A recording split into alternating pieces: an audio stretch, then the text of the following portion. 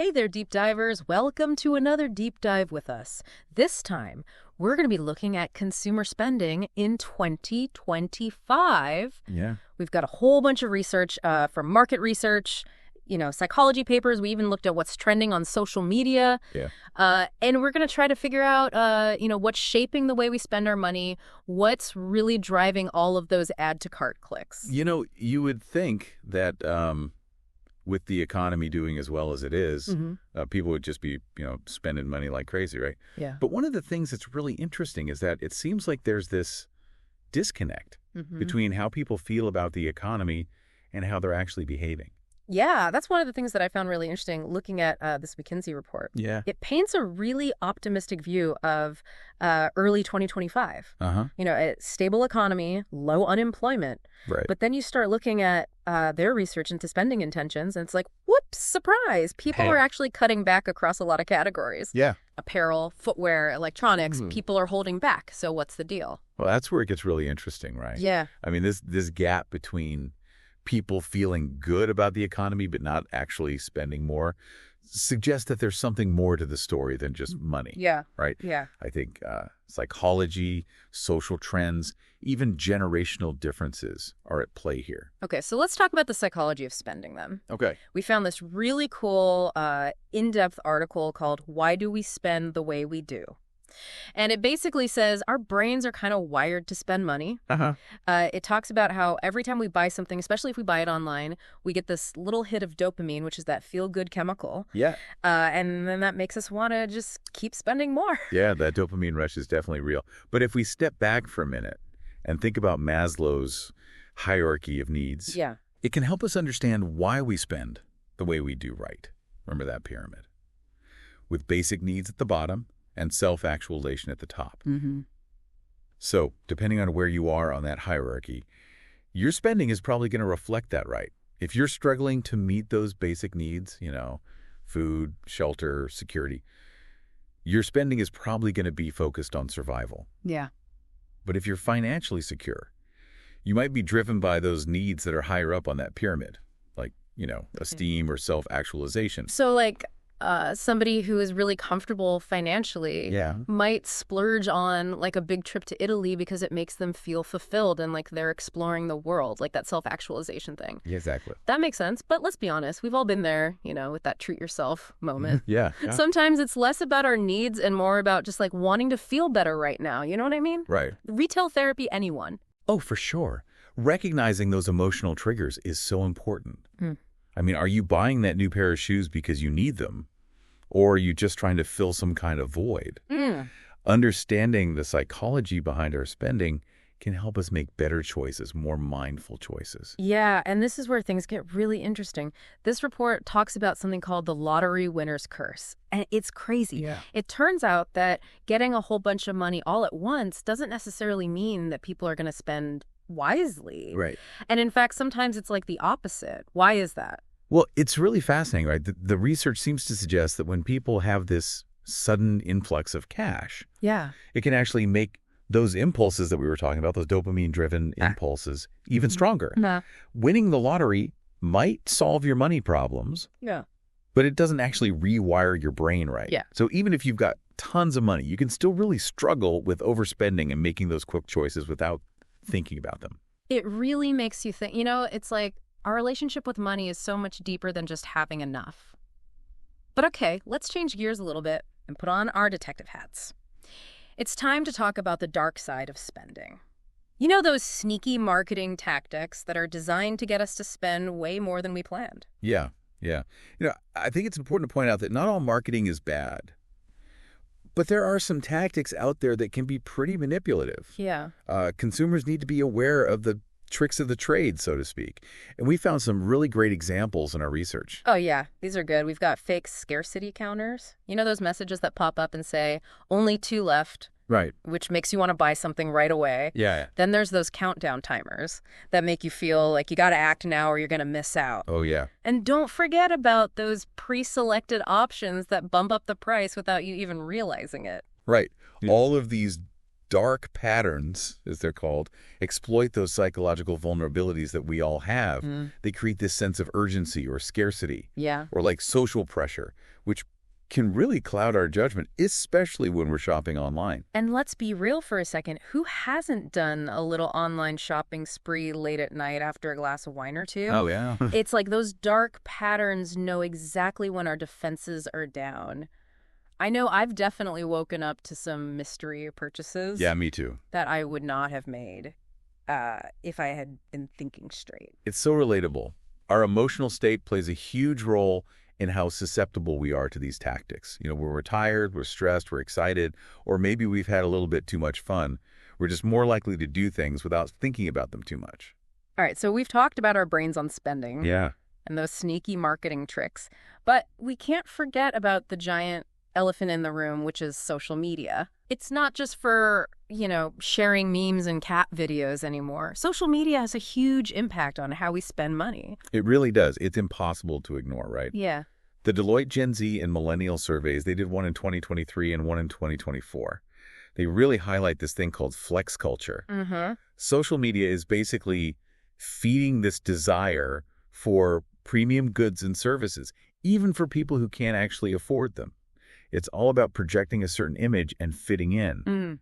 Keeping up with the Joneses, or maybe in this case, keeping up with the Kardashians. And it's crazy because it's not just about showing off all of your fancy stuff anymore. It's about the experiences you're having too. That awesome vacation you just took, the fancy restaurant you ate at, the exclusive event you went to, that's all part of the flex. But there's like a dark side to all of this too, isn't there? There is, absolutely. The pressure to keep up appearances can be really intense. And it can actually lead to, debt, financial problems, even mental health issues. I think it's so important to remember that what you see on social media is usually a carefully constructed, idealized version of reality. And we have this article here from Essence that makes that point so clear. It talks about how all this pressure to flex is causing a lot of anxiety and stress, especially for younger generations. Yeah. It's like they're stuck in this cycle of comparing themselves to everybody else and then feeling like they just don't measure up. Yeah, and it all ties back to that social proof thing we were talking about earlier. We're constantly bombarded with all these images of what's supposed to be a successful life or a happy life. And it's really easy to fall into that trap of thinking that you need to buy all this stuff in order to be happy. But that's just not true. So, how do we escape this cycle of comparing ourselves to everybody else and overspending? What are some things that we can do to be more mindful about what we're buying, especially with social media everywhere we look? That's a great question. It's something we're going to dive into much deeper as we continue our conversation today. Stay tuned, everyone, because we're just getting started. It's not just young people who are feeling this pressure, It's actually really interesting to see how these trends are impacting different generations. Yeah. So Gen Z and millennials, they may be leading the charge when it comes to this whole flex culture thing, but Gen X and even baby boomers aren't immune to these influences either. That's so true. What really surprised me in that McKinsey report? Gen X and Gen Z. They're actually planning to spend more on things like cruises and international travel this year. Wow. What's up with that? It seems like they're kind of going against the trend of everybody else cutting back. Yeah, it really does. It could be a couple of things.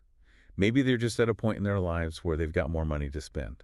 Or maybe they're just more focused on experiences than they are on buying stuff.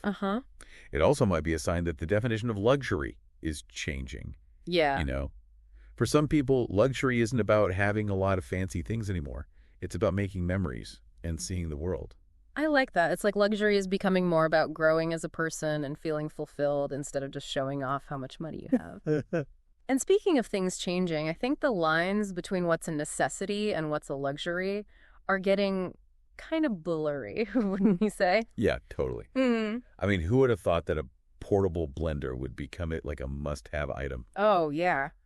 That BlendJet 2 is all over my TikTok feed. Mine too. It's a great example of how social media can even influence our everyday purchases, You're right. The idea of what's essential is definitely different now, especially for younger people. They want things that make their lives easier and more enjoyable, even if it means they have to cut back in other areas. Yeah, totally. It's like convenience and having cool experiences are the new status symbols. But we can't forget about how the economy has been going up and down lately. Remember that Kearney Consumer Institute Stress Index? Yeah, yeah. It seems like things like job security and whether or not people's salaries are keeping up with inflation are actually better at predicting how much people will spend than just how people feel about the economy overall. Which kind of makes sense, right? It makes a lot of sense. What that's saying is that even when the economy seems to be doing okay, a lot of people might still be struggling with their own money problems. Right. Maybe they're worried about prices going up, or maybe they haven't gotten a raise in a while. And all of that uncertainty and anxiety, it affects how people spend their money. So even if the news is saying that everything's great, if you're feeling the pinch when you're buying groceries or filling up your gas tank, you're probably not going to be spending a lot of money on a fancy new gadget, even if you really want it. Exactly. And this is where those psychological things that we were talking about before come back into play. If you're feeling stressed or worried about your finances, you're more likely to buy things impulsively or spend money just to make yourself feel better. It's like that whole treat yourself thing, but like on overdrive. Yeah. And this is where those sneaky, dark patterns we talked about become even more powerful. Right. A well-timed, limited-time offer or a message saying that something's almost sold out can be really hard to resist when you're feeling vulnerable. Oh, yeah. It's a tough spot to be in. Yeah. Consumers need to know about these tactics and they need to be able to say no to them. But companies also need to be more ethical about how they market their products. Yeah. Transparency and authenticity are really important. I totally agree. But, let's be honest for a second. In the world of online shopping, being ethical isn't always the top priority. Right. That Vox article we were looking at pointed out that there's really not much risk for companies who get caught using these shady marketing tactics. And it doesn't cost them very much to do it. Yeah. But the potential for profit is huge. It just creates a situation where some companies might not be as honest as they should be, shall we say. Yeah, that's a good point. I think it highlights how much we need better rules and oversight when it comes to buying things online. Yeah. Consumer protection agencies need to really step up and make sure that these companies aren't taking advantage of people. Absolutely. But in the meantime, it's up to us, We have to be smart shoppers and be aware of these tactics so that we don't fall for them. A little bit of skepticism and a good dose of self-awareness can go a long way. But hey, it's not all doom and gloom, right? There are ways to be smart about how we spend money without feeling like we're depriving ourselves. Oh, for sure. And don't underestimate the power of community. Talking to friends and family or even joining online groups where people talk about their spending habits and challenges can really help. It's a way to get support, share tips, and just stay accountable. We're all in this together, right? So true. And remember that spending less doesn't mean that you can't be happy. Yeah. In fact, focusing on experiences, connecting with people we care about, and doing things we're passionate about can actually make us happier than buying a bunch of stuff. It's about finding joy in the little things and being grateful for what we already have. That's such a good point. It's not about more all the time. Right. It's about what really matters.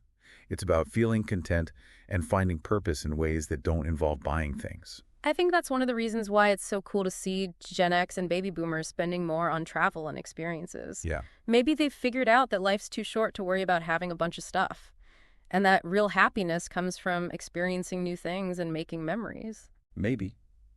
Or maybe they're just trying to keep up with their Gen Z kids on Instagram. Who knows? Yeah. But speaking of technology, it's not only changing what we buy, it's changing how we buy it. The rise of online shopping, mobile payments, even things like cryptocurrency are completely changing how we spend money. Yeah, it's crazy how much technology has changed everything. Online shopping has made it so much easier to find the best prices and deals, but it's also made it so much easier to overspend. One-click purchasing. Dangerous. Oh, I know. And those ads that follow you everywhere you go online. Yeah. They're not just creepy. They're actually really good at targeting our desires and our weaknesses. It's like they know us better than we know ourselves. And don't even get me started on those buy now, pay later schemes. Oh, I agree. They make it seem like you're getting something for free, but you're really just postponing having to pay for it. And you could end up with a ton of debt. It's a slippery slope for sure. And as technology keeps getting better and better, we can expect to see even more tricks and tactics to get us to spend money. Artificial intelligence, virtual reality, who knows what's next? It's exciting and kind of scary at the same time. But hey, maybe all of this technology will actually help us be better with our money.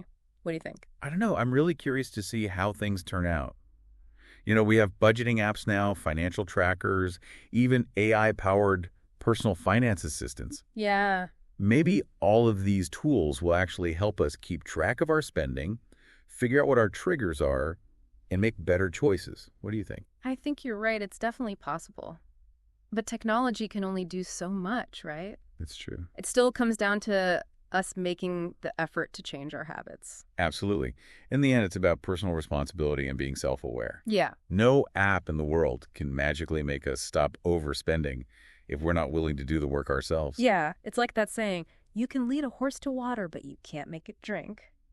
Okay, so we've talked about the economy, the psychology, the social pressures, the technology. It's a lot to think about. It really is. And the thing is, it's always changing. Right. It's fascinating to me that even with all of these things happening, we can't always predict how people will spend their money. So true. Remember that Nielsen EQ mid-year consumer outlook? People were feeling really stressed at the beginning of the year. Then things shifted and they started feeling more confident and started spending again. It's a wild ride. It really is. It just shows that consumer behavior is ultimately driven by people. And people are complicated and emotional. Our decisions about money are influenced by so many things. Some make sense and some don't. So what's the final verdict? Are we doomed to always give in to our spending impulses? Or is there hope for us to be more mindful consumers? That's the million-dollar question.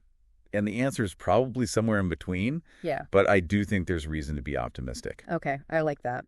What are some of those hopeful signs you're seeing, amidst all of this chaos around spending? Well, for one thing, the fact that movements like No Buy 2025 are becoming so popular is really encouraging. It shows that people are starting to question this whole idea of buy, buy, buy. Mm. And they're looking for other ways to find happiness. Oh, yeah. I remember reading about that in Straight Arrow News. People are actually using social media to talk about how we need to stop consuming so much and how to be better with our money. What a twist. It really is a powerful example of how we can use technology to do good things. Right. It seems like even with all the TikTok consumerism out there, more and more people are starting to realize that spending too much can actually be a bad thing. And it's not just about saving money, is it? It's about rethinking what's really important to us as a society. It's about finding satisfaction in experiences, relationships, and becoming better people. Exactly. It's also about realizing that the things we buy have an impact on other things. They affect our own bank accounts, but they also affect the environment, the economy, and even how we feel about ourselves. So maybe instead of trying to get the newest thing everyone's talking about on TikTok, we should be asking ourselves, does this purchase actually fit with what I believe in? Will it make me truly happy? Or am I just feeding this monster of consumerism? Those are some great questions to ask. It's not about feeling deprived or guilty. Yeah. It's about making deliberate choices that reflect who we are and trying to create a better future for everybody. Well said. So as we're wrapping up this part of our discussion, what's the main point you want listeners to think about as we go into the last part of our conversation today? The main takeaway is this. Even though we're constantly being told to buy things, we actually have the power to choose what we do. Right. It's about being aware, developing good habits, and finding that balance between enjoying the things we work hard for and resisting the temptation to buy too much. I love that. Well, stay tuned for the third and final part of our deep dive, where we'll explore the ethical and societal impacts of our spending choices. And we'll discover some really inspiring stories of people and communities who are challenging the way things are and creating a more conscious and sustainable future. All right, depth divers, welcome back. We're getting into the final part of our look at consumer spending in 2025. And now it's time to go beyond just the stuff we buy and think about the bigger picture, Yeah. the ethical side of things and how our choices affect society as a whole. It's really great to see how much more attention people are paying to ethical consumerism these days. Yeah. We've got this guide from World Vision that really breaks it all down. It talks about how important it is to think about the entire life cycle of a product. Where did it come from? How was it made? What kind of impact is it having on the environment and the people who made it? It's like we're finally starting to see the whole picture, right? Yeah. It's not just about getting the cheapest price anymore. It's about asking those tough questions, like, was this made ethically? Are the workers being treated fairly? Is it sustainable? More and more people are thinking about these things before they click that buy button. Exactly. It's all about making sure your spending habits match up with your values. So if you really care about the environment, You might choose to support companies that are trying to reduce their carbon footprint Right. or use recycled materials. Right. You're basically putting your money where your mouth is. You're voting with your wallet, yeah. And if you care about fair labor practices, Yeah. you can look for brands that are open about where their products come from and who makes them, making sure their workers are getting paid a decent wage. It's all about making informed choices and supporting those companies that are doing the right thing. It feels good, doesn't it? Yeah. And it's not just about those big famous brands either. It's also about supporting those small local businesses, the artisans and entrepreneurs who are making ethical and sustainable products. That's such a good point. I love what Ponder with Maria said about this. Sometimes the purchases that mean the most aren't the ones with the fancy labels. They're the ones that support a small business owner or someone who's making things by hand. It's about putting money back into your community and creating an economy that's more focused on people. Yeah.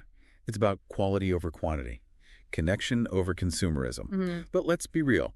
Being an ethical consumer, it's not always easy. It takes effort to research brands, compare products, and make sure you're really making the best choice. Oh, yeah. It can be a little overwhelming sometimes. Yeah. I think it's more about progress than perfection, though. Totally. Every little bit helps. Absolutely. You don't have to change your entire life overnight. Right. Maybe you start by switching to fair trade coffee or buying clothes made from organic cotton. Little things can add up to a big difference. And speaking of making a difference, there's something to be said for joining forces with others who have the same values. Right. Oh, yeah, for sure. Consumer advocacy groups and all those online communities are a great way to meet people who care about the same things you do. You can share information, help each other out.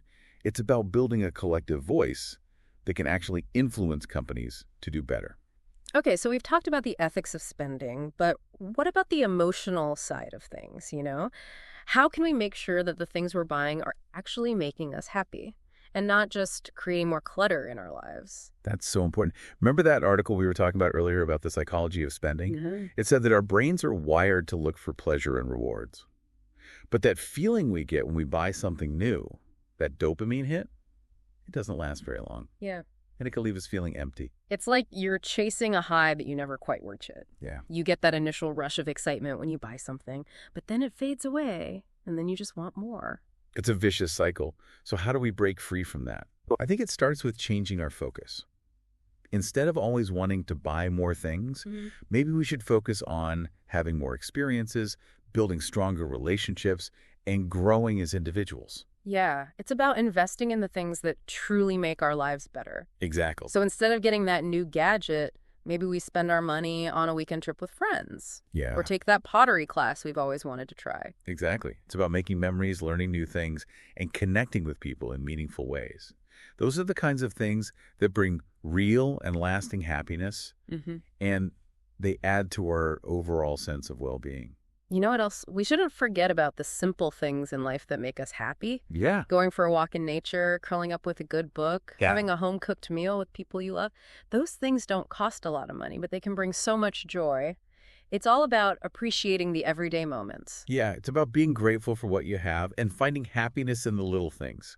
It's a powerful way to resist that constant pressure to buy. Couldn't agree more. And speaking of pressure, we can't ignore the role that social media plays in all of this. Oh, no. It's a huge influence on how we see ourselves, how we define success and happiness, and of course, what we think we need to buy.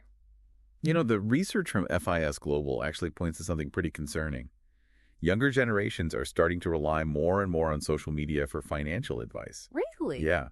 And they're comparing themselves to others and making decisions based on information that's often incomplete or biased. Yeah. It's actually kind of risky. It's like everybody's trying to keep up with the Joneses, but now the Joneses are these influencers with perfect Instagram feeds. That Forbes article really got it right. Social media throws all these images of perfect lives at us, which makes us want things that we might not even really need or want. It makes us feel like we're not good enough. Yeah, it's so important to remember that what you see online isn't always real. Right. Those influencers are often getting paid to promote products, and they're only showing you the good parts of their lives. Oh, exactly. They're creating this image that makes you want to be like them. And it's easy to fall into the trap of thinking, if I just had that outfit or went on that vacation or had that house, then I'd be happy. But it's just not true. Happiness comes from within, not from the stuff you own. Absolutely. So how do we deal with all of this stuff on social media without going crazy or spending all our money? Right. I think the first step is to start looking at things with a more critical eye. Yeah. Question those perfect images you see. Yeah. Unfollow accounts that make you feel bad about yourself or your finances. Yeah. And remember that real happiness, true fulfillment, comes from inside you, not from what other people think. It's about defining what success means to you. Yeah. Not by what society tells you or what you see on some perfectly curated Instagram feed. It's about living a life that's true to yourself and finding joy in the things that really matter to you. Well said. Okay. Making those things a priority. Yeah. You know? Your experiences, your relationships, your personal growth, and those simple things that bring you genuine happiness. It's about making choices that reflect your values and that contribute to a better future. Wow, we've talked about so much today. I know, right? We've looked at the ethical side of spending, the impact it has on society, and even the emotional side of things. So what's the big takeaway? What do we want our listeners to remember from all of this? The main message is this. You get to choose. You can be a conscious consumer, making choices that line up with your values, your well-being, and the well-being of the planet. You can break free from that constant cycle of buying more and more stuff and find true satisfaction in experiences, relationships, and becoming a better person. You can use technology to help you, not control you. And you can challenge the way things are to create a future that's more mindful, sustainable, and full of joy for yourself and for the generations to come. That's amazing. Thank you.